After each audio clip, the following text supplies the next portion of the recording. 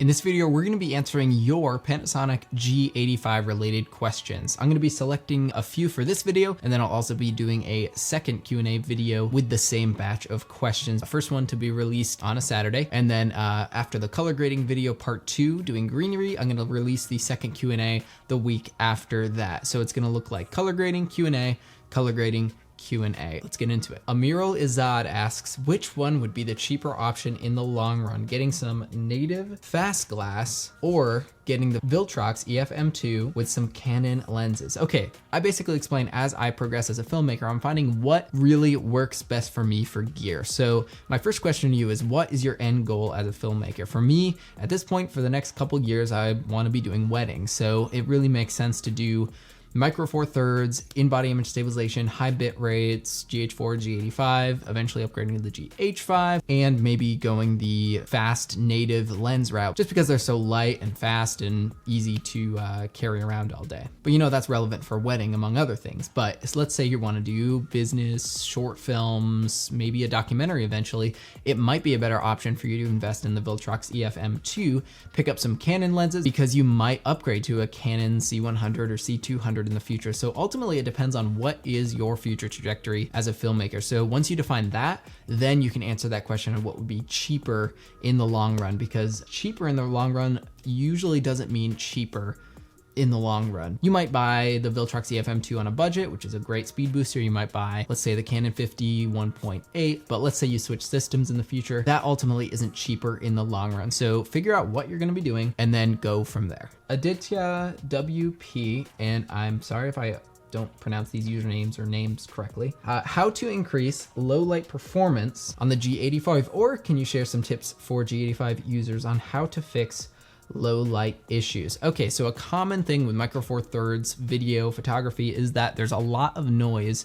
when you're shooting at night. And that's really because you're boosting the sensor sensitivity to light up to 1600, 3200, 6400 ISO. And what that ends up doing is introduces a lot of noise into your footage. Now, the best way to combat this and keep your ISO level lower is either one, you can lower your shutter speed. So let's say you're shooting in slow-mo, you're at 1/125th of a second for your shutter speed. So that 1/125th of a second isn't gonna let a whole lot of light in for each frame of the video. So what you could do is just revert over to 4K 24p, which means your shutter speed would be at 1/50th of a second. Leaving the shutter open twice as long is gonna let in a little bit more light. And the second way that you can do it is buy fast glass. Basically what fast glass is are lenses that have a very wide aperture or a really low aperture number. So let's take the Sigma 30 1.4 that I'm shooting on right now, for example. So if you take a 1.4 lens and you put it next to a lens that shoots at f2.0, you're getting effectively one extra stop of light. If I'm explaining this correctly, shooting at 200 ISO and bumping up to 400 ISO is gaining one stop of light. If you're used to shooting an f2 lens at its maximum aperture,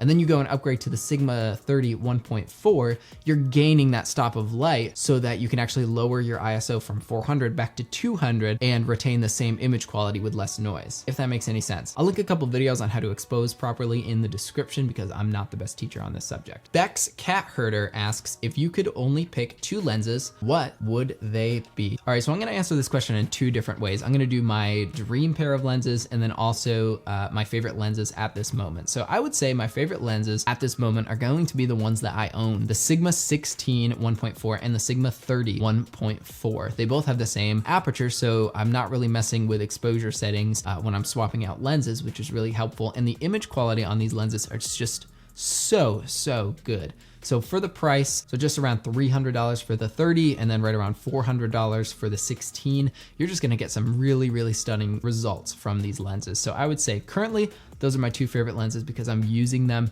and I'm getting a lot out of them. Now, long run, I think I would probably go with the Olympus 25 1.2 or the Voigtlander 25.95. The Voigtlander is a little softer than the Olympus. The Olympus is really nice and sharp, and they're both built very well. But I would pick one of those as my kind of run and gun 50mm, and then I would probably pick the Panasonic 12-35 version 2 that has dual in-body image stabilization, because having a body like the G85 that already has in-body image stabilization would be really awesome by itself, but if you add a lens with stabilization that works in tandem with the in-body image stabilization with the body, the results that you're gonna get are just really, really incredible. So if I get a G85 with a 12 to 35 with that dual image stabilization capability, you could get some really, really smooth, steady establishing shots at 12 millimeters or 24 equivalent, or you could go 70 millimeters and get some really nice tighter shots. The only disadvantage to that lens would be the f2.8 aperture. Doesn't let in nearly as much light as the Voigtlander or the Olympus, because those are at f1.2 and f.95 respectively. So as long as everything was in broad daylight and you didn't really care that much about depth of field, I think that lens would be really, really great. Anyways, that's gonna do it for the questions. I hope you enjoyed this a little bit. I wanna do this a lot more in the future. It was a lot of fun, and I got way more responses than I really thought I was going to get. So it's really great connecting to you all who asked the questions, getting to know where you guys are at in your filmmaking career, or just as your hobby of making videos. I really think the community tab is probably my favorite place on YouTube for connecting with an audience. If you all want to support the channel, I have some links in the description to some LUTs that I'm selling specific to the Panasonic G85 and the specific settings that I shoot in. I have that link in the description if you think that would be helpful. And if you want to support the channel in another way, you can also click on the Amazon affiliate links next time you're purchasing gear, because that gives me a small sales commission at no extra charge to you, and it really does help support the channel. So if that's something you want to support,